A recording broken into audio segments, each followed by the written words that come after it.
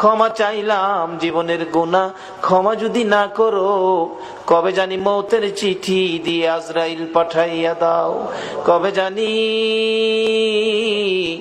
গর্তে বাহির করবে রে, আর ঘরের ভিতরে নিবে না। উঠানের কিনারে পর্দা টানাইয়া জীবনের শেষ গোসল করাবে রে। আদুরের সন্তানেরা ঘরের বারিন্দায় দাঁড়ায়া দাঁড়ায়া কাঁদবে আর ডাকবে, বাবা গো পর্দার ভিতরে কিসের গোসল করো গো বাবা। মা টাইনা টাইনা বুকে জড়াবে, আইরে আমার এতিম,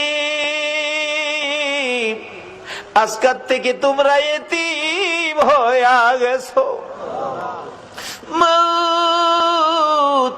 এতিমের ঘটনা বলতে গেলে কলিজা মানে না রে আল্লাহ। আমার বড় ভাই 5টা বাচ্চা এতিম করে কবরে। বাড়িতে গেলে আমার ছেলেরা দৌড়াই আসে, আব্বু আইছে। আমার ছোট্ট একটা ভাতিজা দৌড়াই আইসা দাঁড়াইয়া তাকে কিছু কয় না। জিজ্ঞেস করি, বাবা কি চাও, কি লাগবে, কি দরকার বলো। চোখের পানি ছেড়ে কান্দে। কেন কান্দো বলো না। আমারে ডাইকা ডাইকা কয়, চাচা গো আপনি তো 1 দিন 2 দিন পর পর বাড়িতে আসেন। চাচা আমরা আব্বা কই গো, চাচা আমরা আব্বা কি আর জীবনে বাড়িতে আসবে না। এইভাবে কবে জানি কার সন্তানেরা এতিম হইয়া যায়, কবে জানি কার বিছানা খালি হইয়া যায়। ওই দিন আসার আগে তোমার ঘর মসজিদের পক্ষ থেকে আয়োজিত মাহফিলে আমরা যারা হাত বাড়াইছি গো, ফিরাইও না ঘুরাইও না, আমরা তুমি মাফ করে দাও। আল্লাহ জীবনের গুনাহ মাফের আসার দরখাস্তের পর আরেকটা দরখাস্ত করি, তুমি কিন্তু রাগ হইও না। আমি জানি না হাজার হাজার মানুষ এত রাত পর্যন্ত বসে হাত বাড়াইছে, টাকা চাইলে লোকেরা জায়গা, আজকে লোকগুলো গেল না, বসে রইল। আমি জানি না রে কার মনে জানি কি দুঃখের পাহাড়, কার মনে জানি ব্যথা। হুজুর আমরার মা নাই গো, মা নাই। কার মনে জানি ব্যথা, বাবা নাই গো, বাবা নাই। যেই বাবা মাথার গাম পাতাই ফালাইয়া রোজগার করে মানুষ করেছে গো, যেই বাবা জমি জামা সই সম্পদ জুড়াইয়া আজকে বাবা দুনিয়ায় নাই। হুজুর বাবা কত আদর করতো গো, শেষ বয়সেও বাবা বাজারে গেলে জগ ভর্তি দুধ কিনতো, 2 কান্দা 3 কান্দা কলা লইতো, আমের সিজনে 15 কেজি 20 কেজি আম লইতো। বাবা হাঁটতে পারে না, তারপরও দুধ কিনা আম কিনা কলা কিনা বন্ধ করে না। লোকেরা জিগাই, বুড়া বয়সে এই পূজা কার জন্য বইতাছো, নিজের জান চলে না কেন এইগুলি লইছো। বাবা একটা চোখের পানি ছেড়ে দিয়ে চিৎকার মারছে, বন্ধুরা রে কার জন্য লইছি শুনো রে, আমার আদরের ছেলে মেয়েগুলো দুধ আর কলা ছাড়া ভাত খায় না রে। দুধ কলা যেই বাবা খাওয়াইতো এই বাবা কার জানি খবরের আল্লাহ, ওই মা জানি কার খবরে গো। মার কুলে তাইকা মার কুলে কত পসরা পায়খানা করছি, অন্য মহিলারা নাকে কাপড় দিত, তোমার আমার মা জীবনে কোনদিন নাকে কাপড় দেয় নাই।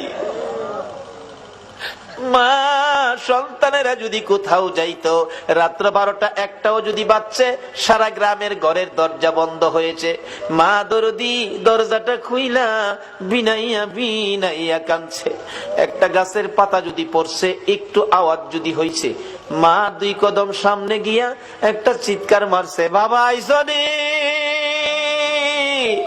আমি তোমার মা দাঁড়াইয়া রইছি।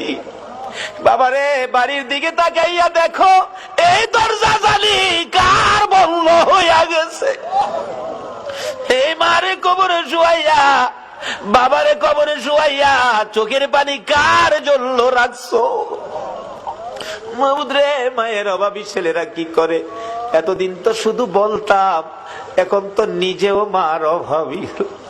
একটা মায়ের অভাবী ছেলে বিদেশ থাকে, সপ্তাহ সপ্তাহ টেলিফোন করে, মা মা তুমি কেমন আছো আমারে জানাইও। মা কই, বাবা বিদেশ গেছো টাকার জন্য, সপ্তাহ সপ্তাহ টেলিফোন করে টাকা নষ্ট করলে কেমনে হইব? টাকা চিনো রে বাবা, টাকা চিনো। ছেলেটা টেলিফোন করে বলতেছে, মা মা গো, আমারে বাধা দিও না গো মা, আমি টাকা চিনি না, আমি চিনি আমার দরদি মা। সপ্তাহ সপ্তাহ টেলিফোন, হঠাৎ করে মা স্ট্রোক করে মারা গেছে।